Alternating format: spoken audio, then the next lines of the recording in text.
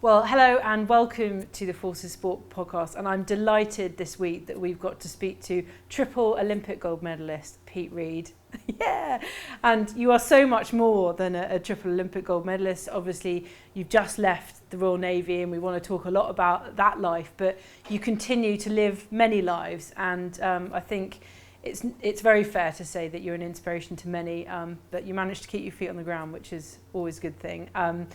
Jules and I, we're delighted. I mean, you were just saying... Before you answer anything, Pete, I know there's a bowl full of all your medals over there. It contains 5 World Championship medals, 3 Olympic medals, I suspect. 8. You spent 8. Have you, when you were training, you've probably spent a lot of time at Henley. Yeah. Have you ever, and this is going to put you amongst the pantheon of greats because you're not there yet, have you ever done the club to pub swim? Oh, no. Oh. But why not?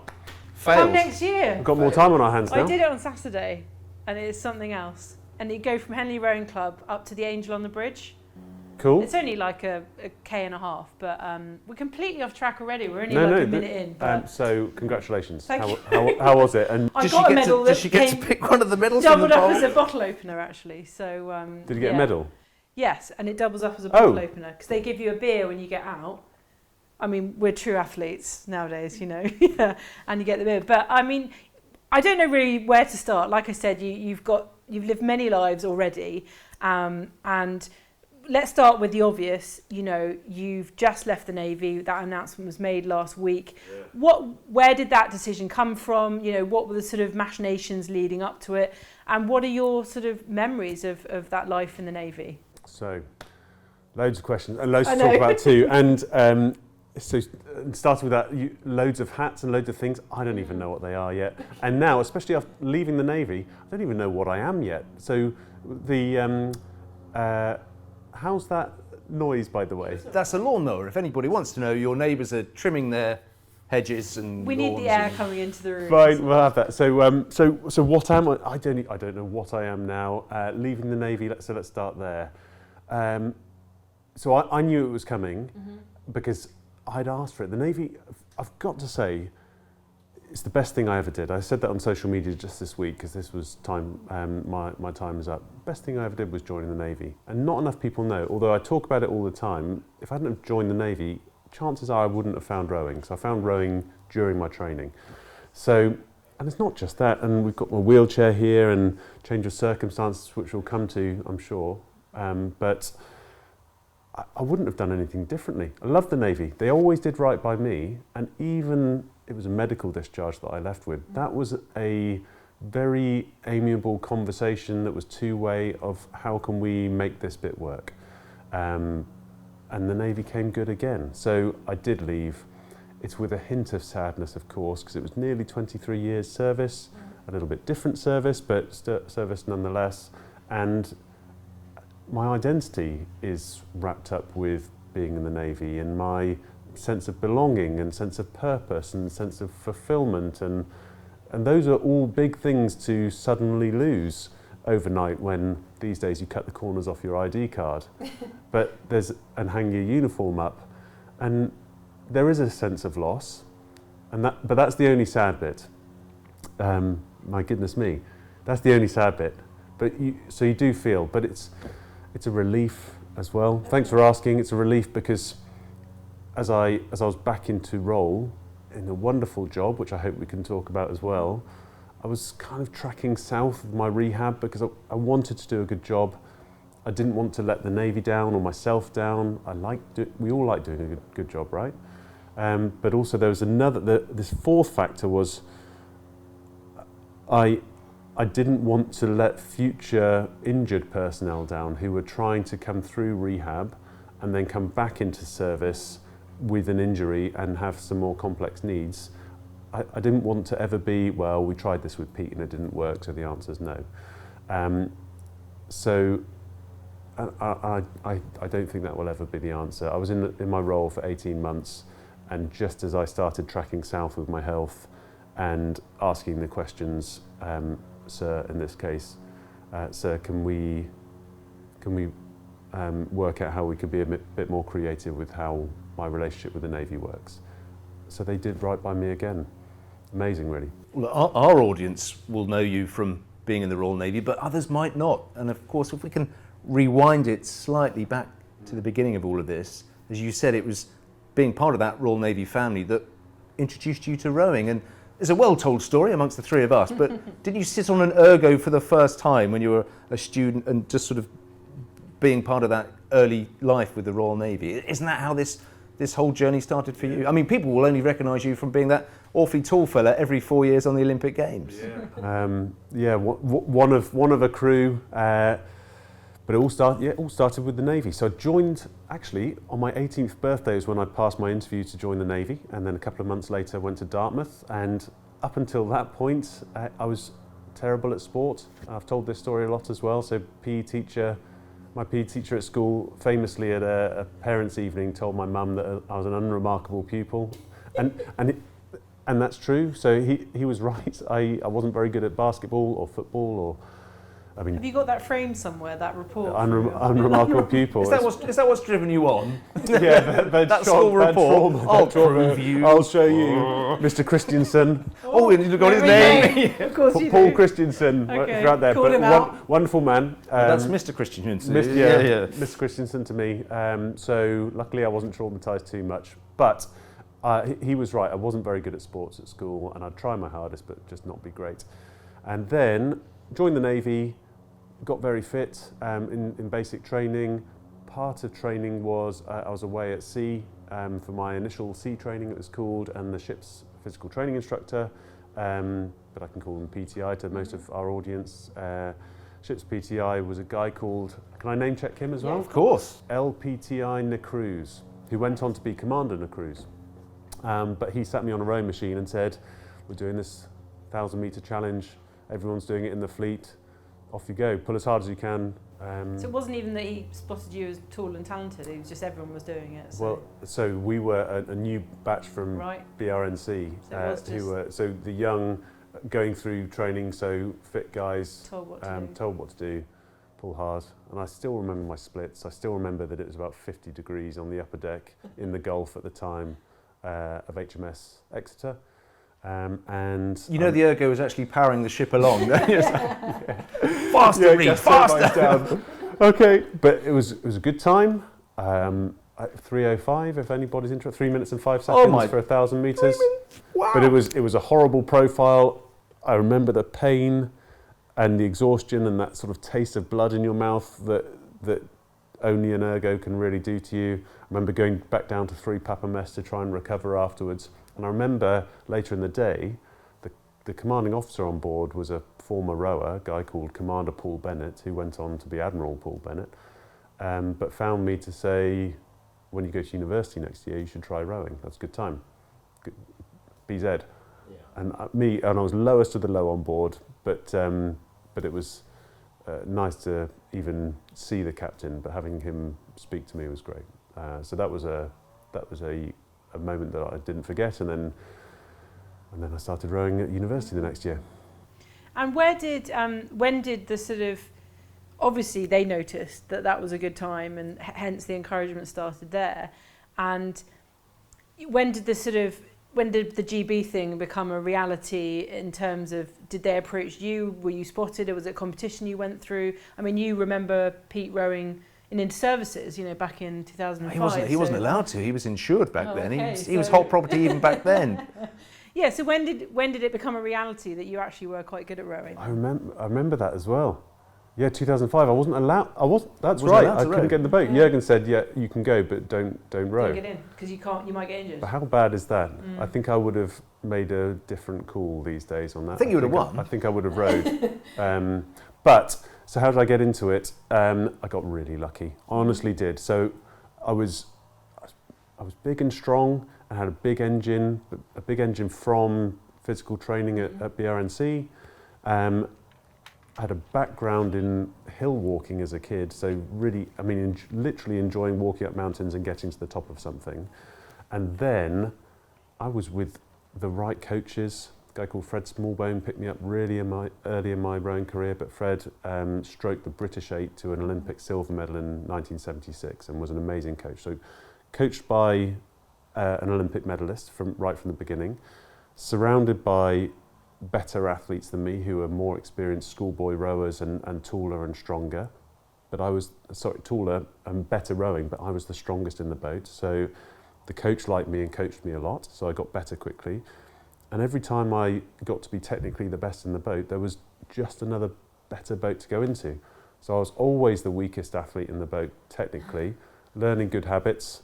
And it went first year novice boat at University of the West of England, second year senior boat trialling for the under-23s and making the under-23 coxed 4, third year Oxford rowing with undergraduates, and fourth year rowing with Olympians at Oxford, one of whom was Andy Hodge, but then Barney Williams, Robin Bourne-Taylor, Joe von Moltzen, Chris Levski. This is it's who you would pick to row with at that stage in your career.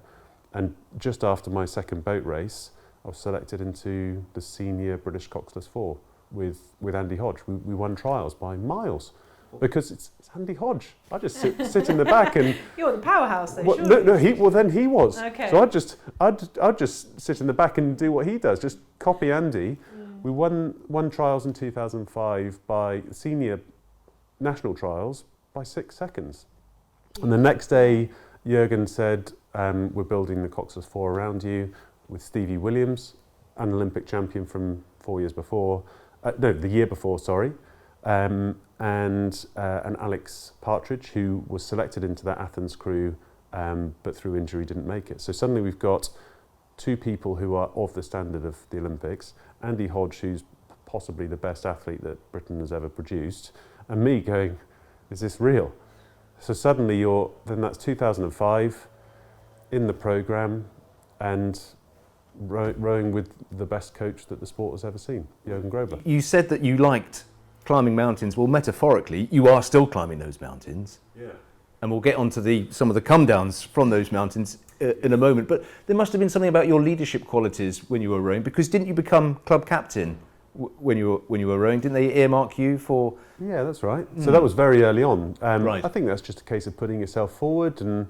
But there must have been something about you, and I know that the name tag Commander sprung up for you as well during your rowing days. That was a bit taboo. Okay. No, it wasn't taboo. It was fine. Jürgen called me the commander for the first time. Right. I think because he wanted me to do some jobs that he didn't want to do. Oh, that's fair enough. But that must have been the Navy connection. Oh yeah, of course. He loved that I was from the military. Bond, yeah. He loved that I was from the military. Particularly the Navy as well. And there were certain roles that I took on, and it helped that I'd been through BRNC. And rowing's a team sport. You need to get the most out of everyone in the team. You've got to remember that no one does everything right. There were lots of lessons from BRNC that were helpful in rowing for sure. And I don't think I would have had the capacity and aptitude for what rowing required without having gone to BRNC. Do you felt that your teammates and so the wider team, the wider GB team looked up to you for your life experiences? Because a lot of people, as you illustrated, row at school, it's college, university, yeah. That's all they do. But you had life experience already. So I hope so in some cases, maybe not in others. We're going to edit this programme so that is the answer. Okay, yeah. Okay, so yeah, the answer is yes, definitely. So I don't even know, but we all had our roles to play in all of the teams that we were in, and the role that I played was, I think it was being grounded and level-headed in high pressure, and saying the right thing at the right time. So other people brought the glue to the boat with the right funny joke, or some people brought organisation, some people just brought engines and discipline. I think mine was just being grounded. But do you think that came naturally to you? Yeah, that was a natural sort of attribute that you already had. I think so. Yeah. Yeah, I never once wobbled under pressure. I quite liked saying the right thing to the team in high pressure situations. I quite like being organised. And so, as someone who admits they weren't very good at sport, can you? Grumbly Yeah, Jules is hungry.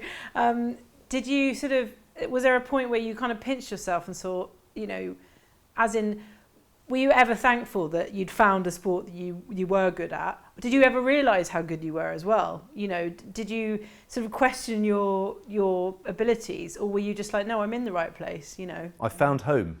I was really happy that I found a sport that I was good at, and I started my first time picking up an oar was September 2001, and I really liked being out in the water. I liked being up early and with like-minded people. So you'd finish a training session whilst at university before the sun was up and before other people were out of bed. I quite liked that feeling, and because I liked it and my frame and body suited rowing, and I was getting more coaching because of my size. Everything was just slotting into place of, I want to do more of this and get better at it. And it was a nice feeling being good. It was a large part of rowing is the watts that you can put down. Yeah. So you always do more stuff when you're good at it, right? And it just sort of, I was thrilled to be with a bunch of people who felt the same as well. And the 3 Olympiads that you were on, each time there was somebody else from the military there with you. Robin Bourne-Taylor, Al Heathcott in the first one, and then of course Heather Stanning in the other 2. Did that help, knowing that there was somebody that you could perhaps converse with about a little bit of military experience? Yeah, very much. So Robin was our president at Oxford for 2005, so I looked up to him enormously. It really did help going through that otherwise civilian programme in elite sport with someone from the military, because there's a language or some things that the civilians don't understand or get. So Robin Bourne-Taylor, Al Heathcott, and then for those 2 second Olympiads for me with Heather Stanning there as well, you just form a bit of a bond that everybody watching will be able to put their finger on, but I think the civilians in the team didn't. And also it was helpful for each other as well, because we had the Navy and the Army kind of competing against each other for who can support the athlete better. Oh, nice.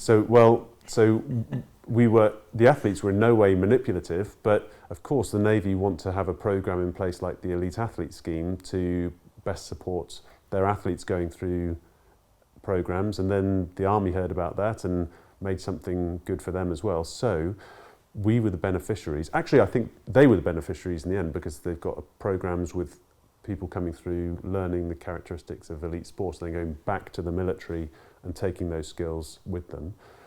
But actually we were doing what we wanted to do, and we could support each other as well through things like, through career progress, for example, and having conversations about the reporting process, and which perhaps I wouldn't have otherwise known. So I've got a lot to thank those 3 for in particular.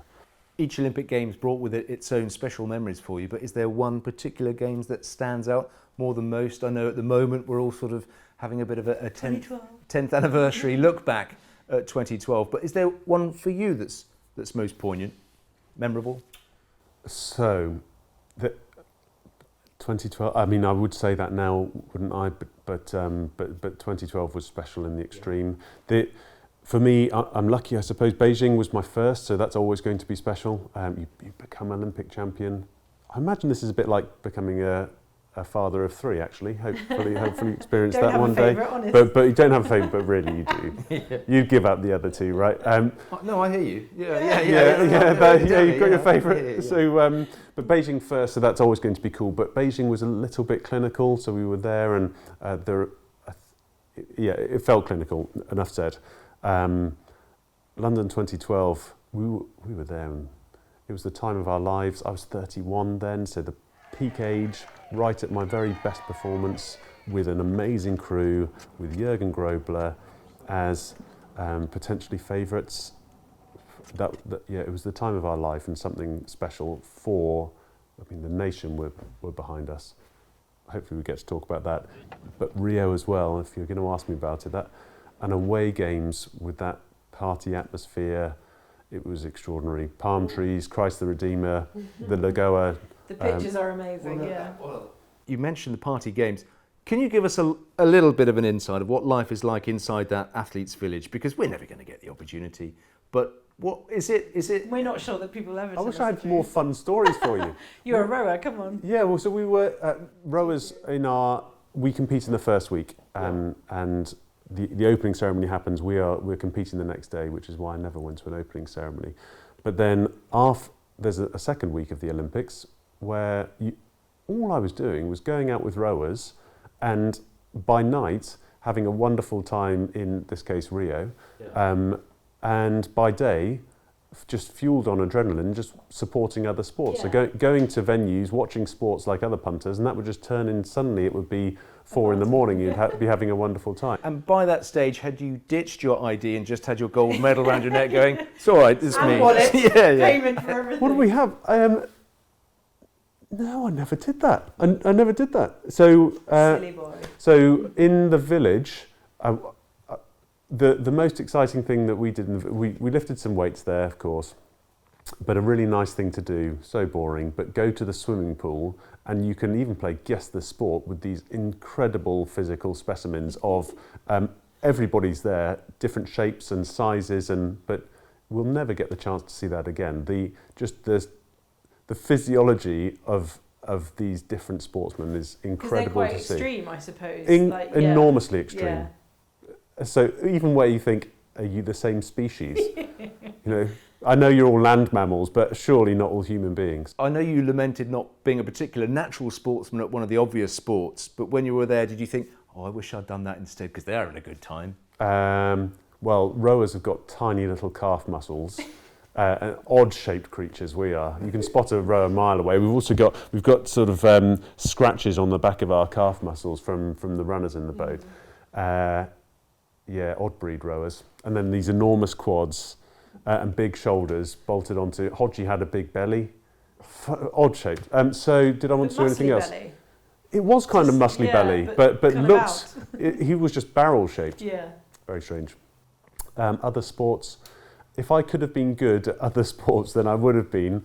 Not just, actually we didn't crave money or fame, but you could pick any other sport and you could be in a better shape in that way than rowing.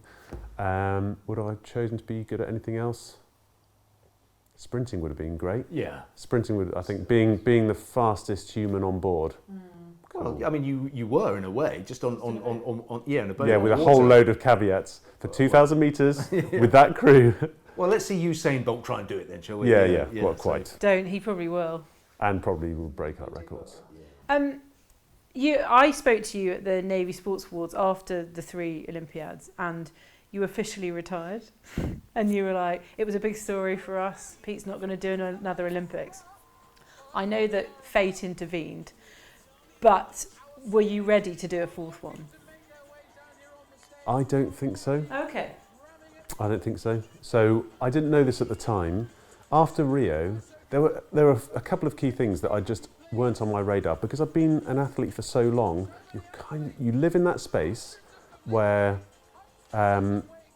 this is just what you do. You wake up and you do these things. Now, a critical thing that happened after Rio, and of course you could be proud of yourself after winning an Olympic gold medal or 2, or 3. But in this case, when I was happy after I won 3, and I don't fully understand it and what the psychology was, but I woke up one day thinking, wow, triple Olympic gold medal.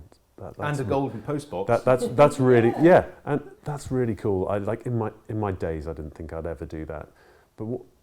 So that was a private thing in the background, and I was still going training. But what had happened was I'd kind of just lost the edge for training. So you don't quite have the same fire for training because you're happy with what you've achieved. Now, after Beijing, I wanted to go again. I was desperate to. I didn't think about that gold medal. I wanted to become an Olympic gold medalist for the first time in London 2012. The other one was just in a sock drawer somewhere, and I was hungry and on fire and turning up and 100%. And the same actually after London, felt the same way about Rio.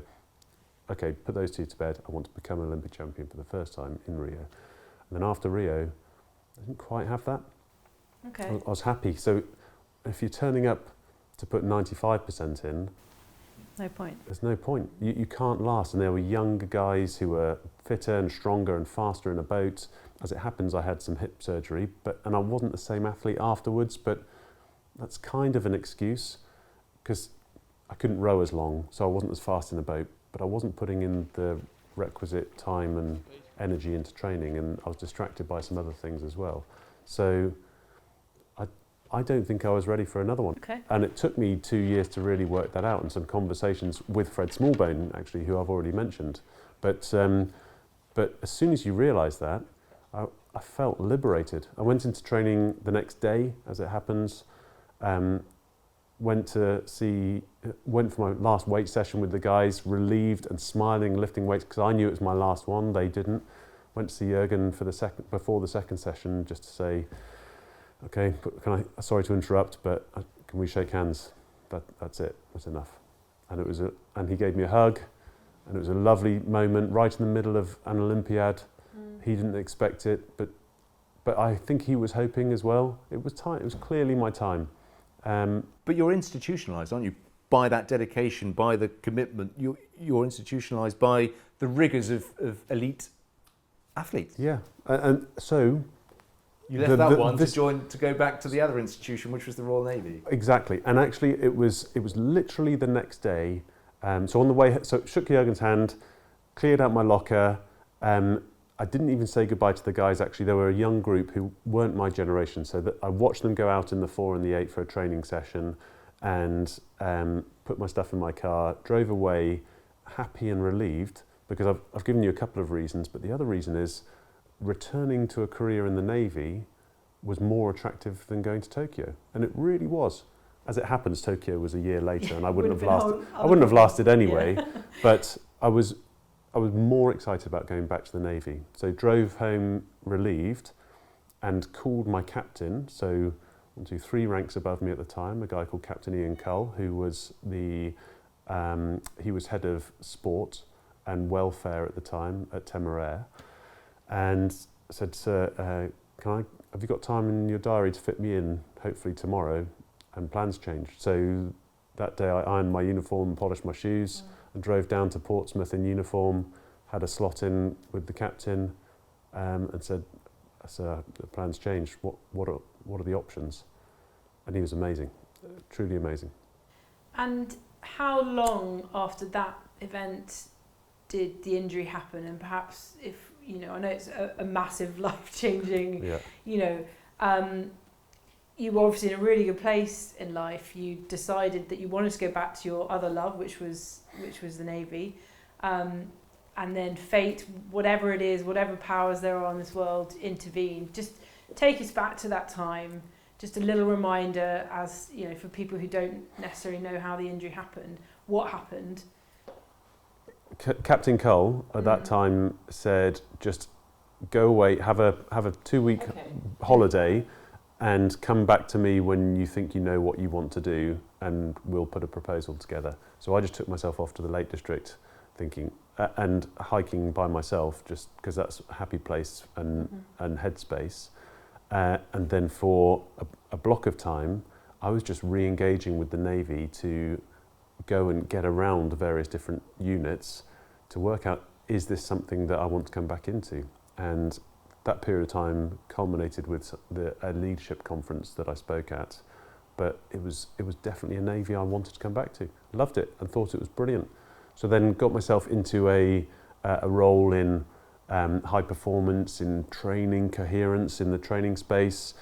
Looked after, it was called ComCore, but looks after the 3 phase 1 training establishments and policy. But there I was getting around the Navy, meeting everybody, trying to just learn the language, learn the systems, learn the policy. And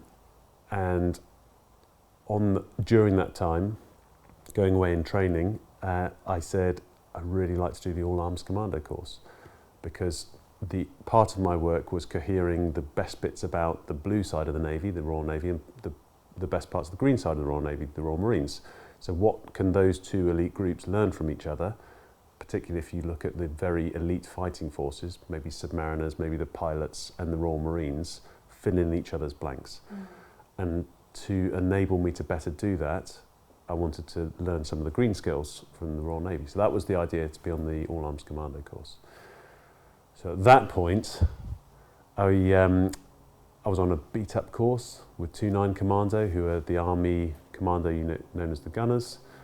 I'd done 2 weeks of very physical training to get all of my gear in the right space, to learn green skills. There were a bunch of young soldiers looking after all of my kit. I was running up and down tours on Dartmoor, learning night navigation exercises, learning how to strip a weapon. So really getting back into military, back into green skills, doing exactly what I wanted to be doing, fit and strong. I don't mind saying to you guys, beating the young soldiers, running up and down hills, which was great. As oldies, we like to hear. Yeah, it's so just thriving and really loving their company. And then one day, and like you say, it's always when things are going really well. You know, we've got a plan. Left that chapter of rowing behind. Jeannie and I were thriving. She knew that I loved being back in the Navy. We had a plan to move down to the southwest and work out with her work how we would manage that. But that was all done just when things are going well, and a lit fire again, just like 2012. And who thought I'd ever be that motivated again? But I really was. And there was a day when I woke up and fell out of bed like Bambi, and my legs didn't feel like my own. I had a strange gait. I was in the shower in the morning. I was first up to shower on this like a training camp location, but boot camp, thinking, how am I going to go on this speed march later on? Like, what's going on with my legs? And crucially, I went for a pee in the morning, but couldn't pee. Just needed to go, but wasn't able to. And walked to breakfast, like floppy legs, numb legs, pins and needles. Interesting, you were still walking though. So I was still walking. It was kind of happening in real time. Yeah, we haven't got to the best bit yet. But could walk, but very, very strange. And told the medic who was doing the course as well, and he said that not peeing in particular is a red flag. So he called the medical officer at 29. They got me down to Derriford Hospital from Oakhampton really quickly. I went through A&E quickly, MRI, CT scan, and I remember a conversation with the doctor was me into a side room. And so you know then that it's bad news. But they found an area of my spinal cord that it's called an infarct. So part of my spinal cord the cells had died in that area, so they put me on blood thinners because they didn't know what caused it and kept me in for observation. And it was in that time that I had a second big spinal stroke. So by this time, Jeannie was down with me, and there was a day where the pain in my ribs and across my chest was just extraordinary, worse than an ergo. Like bad pain. Bad. Yeah, bad pain. 10 out of 10 pain. And Jeannie was with me. I was in hospital, so in the right place. But I'd had a second spinal stroke, and why don't we talk about what they think happened? Because people like to know.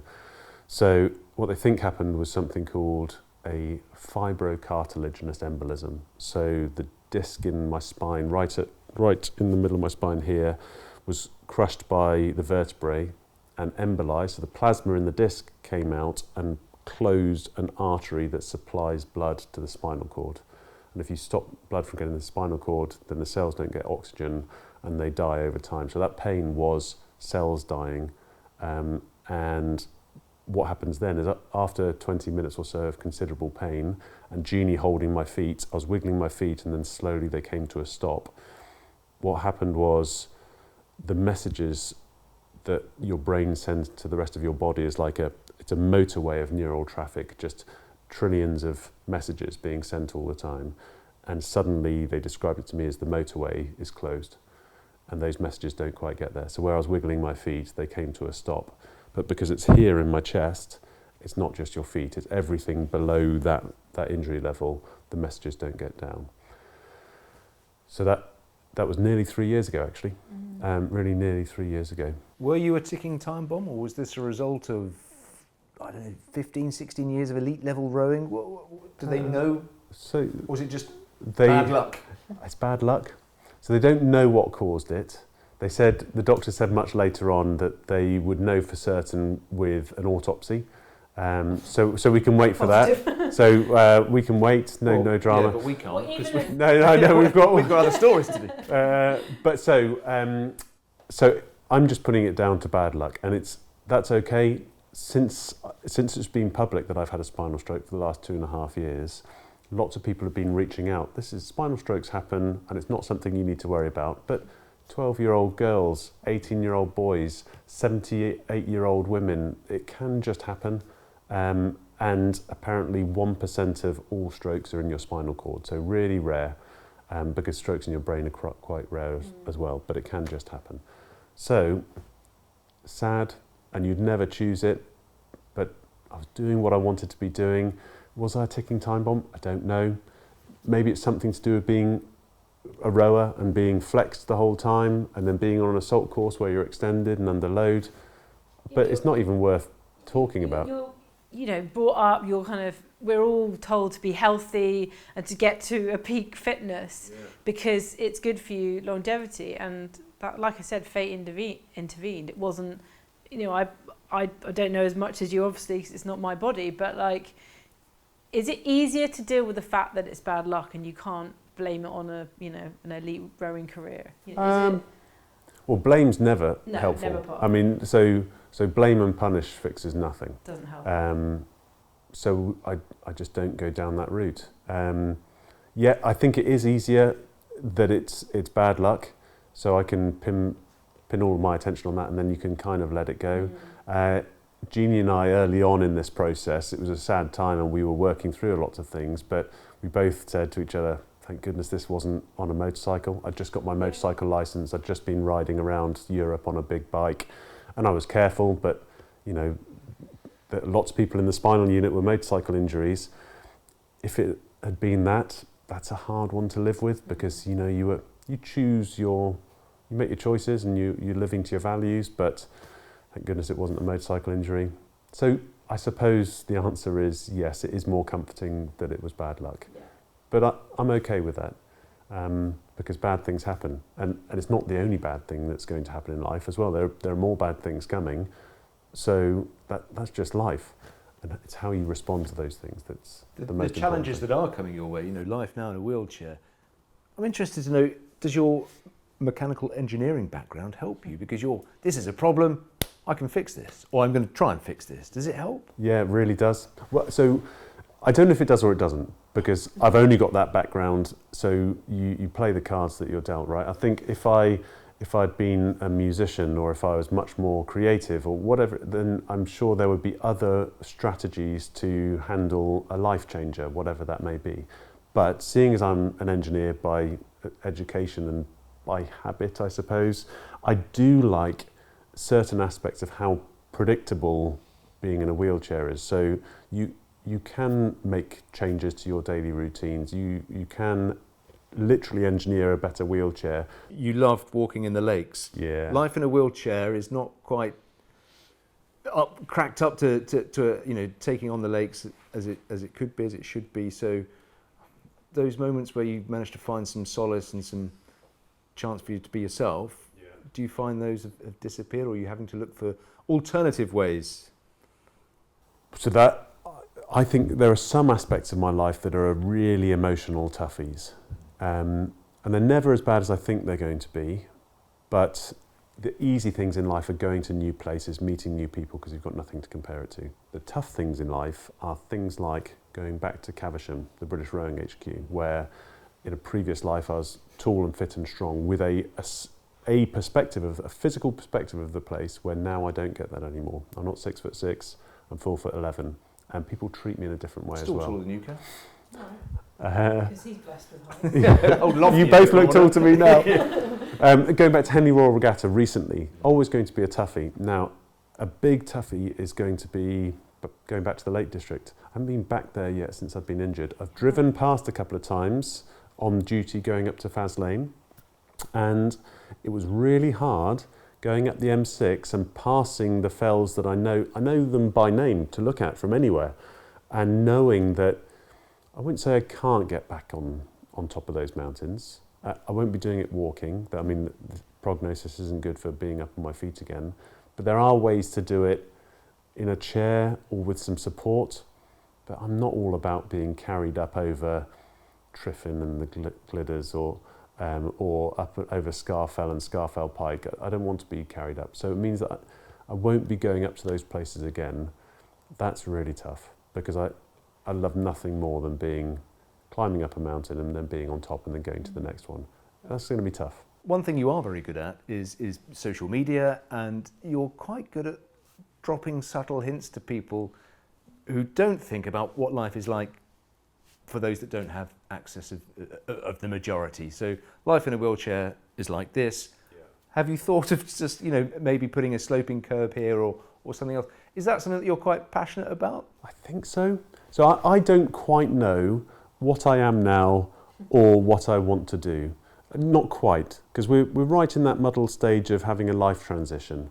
But luckily I've got lots of sort of help and guidance to make that process as easy as possible. So I'm not an Olympian and a rower anymore. I'm not a naval officer anymore either. These are big things that are in my past. And that question about activist, I'm not really an activist, but I would like to raise awareness for spinal cord injury and access and disability. And I can do that. I can kind of, and thanks for noticing about social media. I don't know what I use that for either, but I can kind of drip feed in some, to a lot of people, a few people, what life's like in a wheelchair, particularly around access. So have you thought about, there's no reason why you would, that small step just getting into the hairdresser that you just don't even notice, or a doorway that's slightly too narrow in a listed building. When I've had it before, actually it was in a pub, but I couldn't fit through the narrow passageway to the bar because my wheelchair was too wide and it was stone walls. There's no access that's getting you through there. So what it meant that day was my mate had to buy the round, but so it wasn't all bad. But cattle grids, slopes that are too steep, wet pavements that have got a camber that always steer you into the road. Dog mess on the road. I've talked about that a couple of times. It's a kind of annoying if you guys step in it, right? But you can't avoid it. Then. But you can see it and you can sidestep and you can move quickly and then you can wipe your shoe on the grass. Sorry to talk about dog poo on the chat. No, we do. I didn't think we'd reach these levels. But okay, but it's a small example. If I'm moving along with a certain momentum and there's no sidestepping, by the time I've seen it, it's too late. And then you can edit this out, fine. But then you're through it on wheels, and then it's up around onto your hands, and then it's on your cuffs, and then you're pushing and it's on your clothes. And this has happened a couple of times, but once was a previous Christmas, a Christmas 2021, I think. Jeannie and I went out for a walk at twilight. By the end of the walk... What's that smell? I was covered in mess, because it's Christmas, it's cold. It was dark by the time we got back. And then you can't just take your shoes off and go into the house and not mess up your carpets, because I'm in my wheelchair. So it was Jeannie got the cushion, put it on the ground so I don't get a pressure sore when I sit down. And then it was me taking my clothes off outside the house, wet wiping myself down, wiping the wheels and the tread down, and then drying them so that you don't trail through the house.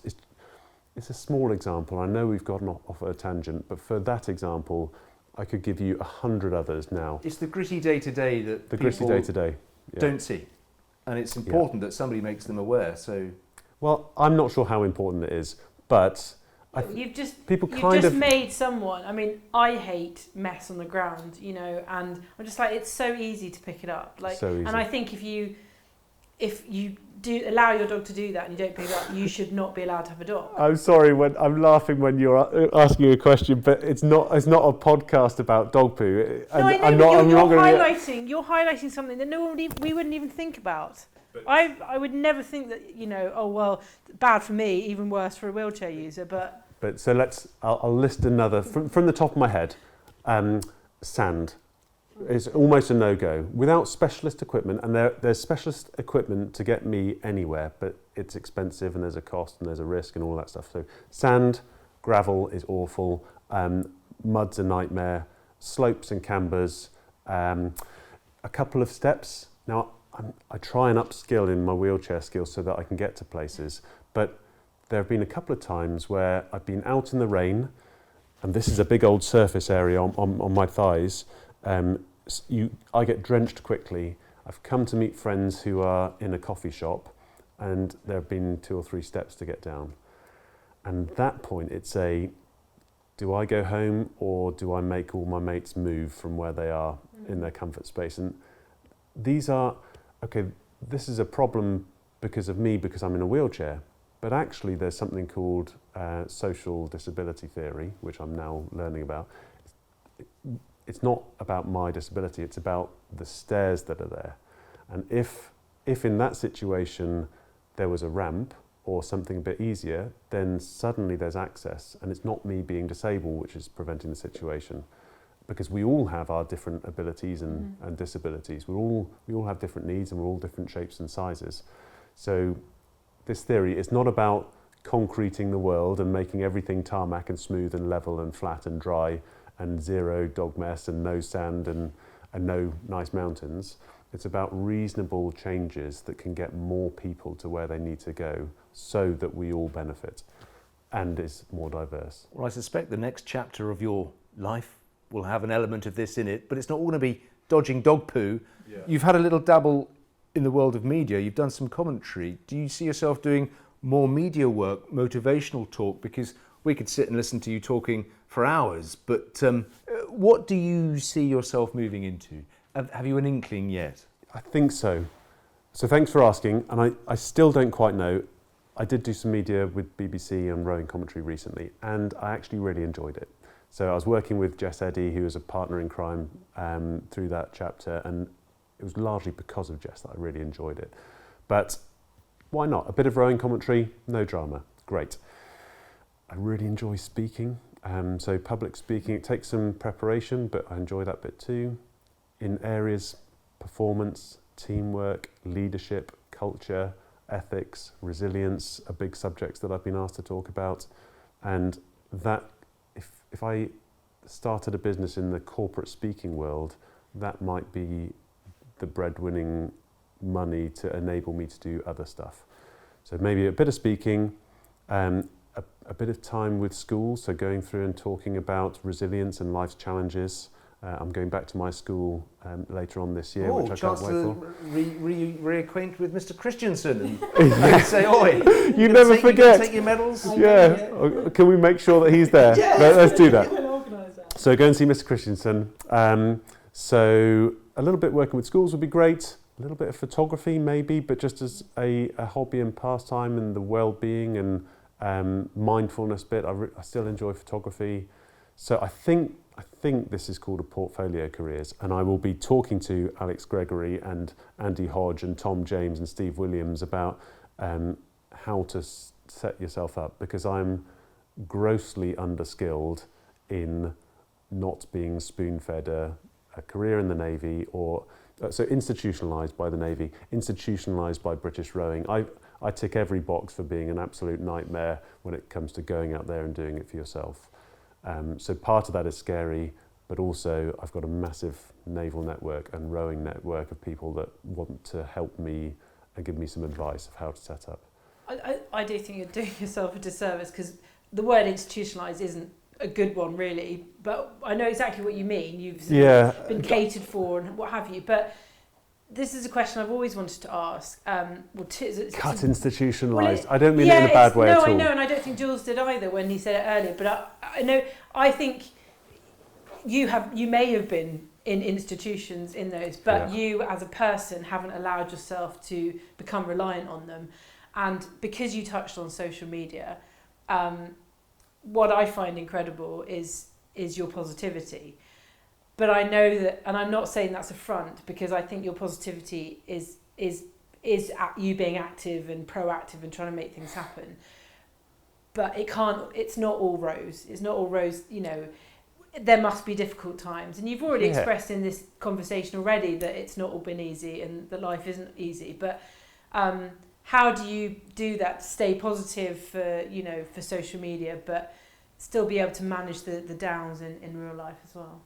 So I'm going to be critical of you a little bit. Absolutely. But honestly, it's not for social media. No. I'm not positive for social media, and there are downs in real life. I try and be as authentic as possible. So I mean, you met Jeannie earlier. We feel good about our lives. I feel you'd never choose to be paralysed. You wouldn't, but you don't get to choose. You get to choose how you handle things. And when you wake up in the morning, what are you going to do? What's your routine? Are they good habits? Are you making the most of what you've got left? So I promise it's not for social media. I apologise. I worded it wrong because I don't think you're fake at all. I don't think you're doing it for anything. Yeah. But you managed to get across a positivity with a message. And I just wonder how you share your bad times as well, because you're the sort of person who doesn't want people to think that you're just that person on social media. Does that sound slightly better? Sorry, I didn't mean to be. No, I didn't mean to be mean in any way. Fine. What? You win. Not anymore. Just push me over in doping. That would be awkward on camera. What are bad times? There are times where I get that sinking feeling, like driving up the M6 that I've already mentioned, and past the mountains that I won't be going up again. There's clearly loss there, and there's loss when I'm seeing the hardest time. I don't cry very often, but I cried the day that Andy Hodge came to visit me on day one of being injured. He came down the next morning, phoned Jeannie and said, pop the kettle on, I'm nearly there, at like 9 in the morning when I was in hospital. And Jeannie said, I've got a surprise for you, someone's come to see you. I burst into tears when Andy came. And I think it's because he's never seen me cry before, but like, you go through so much with somebody. I've never let him down before, he's never let me down, and all of a sudden, and we were both physical specimens, and I thought, you have to see me like this. That was hard.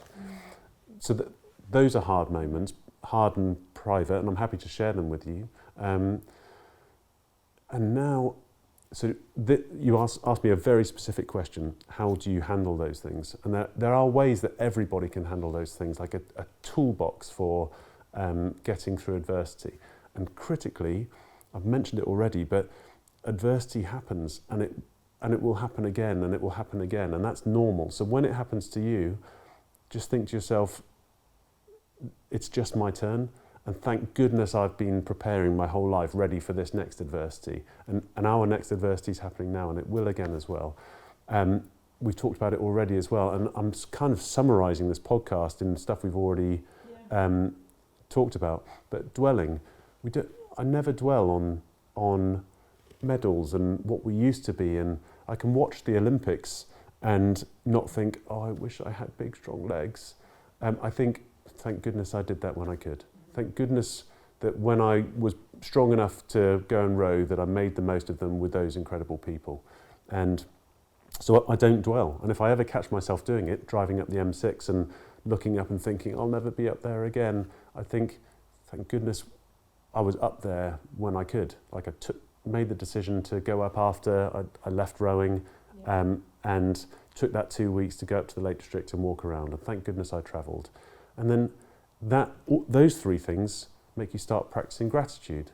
Like, thank goodness I'm with Jeannie.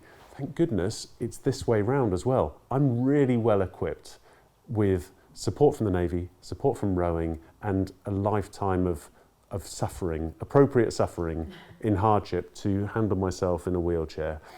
Thank goodness it wasn't the other way around. Jeannie's she's not my carer, but she's so caring and so thoughtful and laughs all the time. She's so positive. Thank goodness for Jeannie.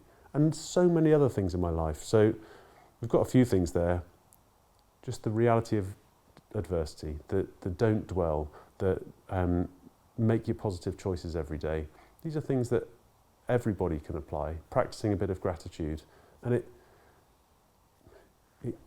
it works. It's not like a magic formula. These are toolboxes.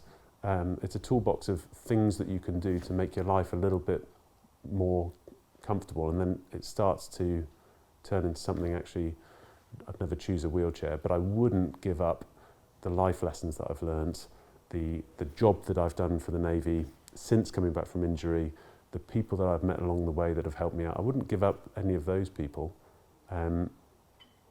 to walk again. And walking again is in my future. It's not in my past. I don't think, oh, if only I could go back there, or what would I be doing now if only that hadn't happened. I never think like that. I just think, thank goodness I met these people. Thank goodness I've done these things, and the future, whilst we don't quite know what it's going to be, it's worth working for. You're excited by it? Very much. Good. Well, that was so poignant, so heartfelt, so evocative. It's a shame that people are only going to think about you for having dog poo on your hands. Yeah, I know, right? The last thing, yeah, sorry. I get the feeling that this is not going to be the last time that we have you on our podcast. I think we're going to be coming back to seeing you in the future. But on this occasion, thank you for summing up your first two, if you like, I don't know, the first two elements of your life, rowing and the Royal Navy. But Yeah. Pete, we wish you all the very best with the future. And as I say, I'm sure we shall be calling on you very, very soon. Thank you, Pete. Thanks.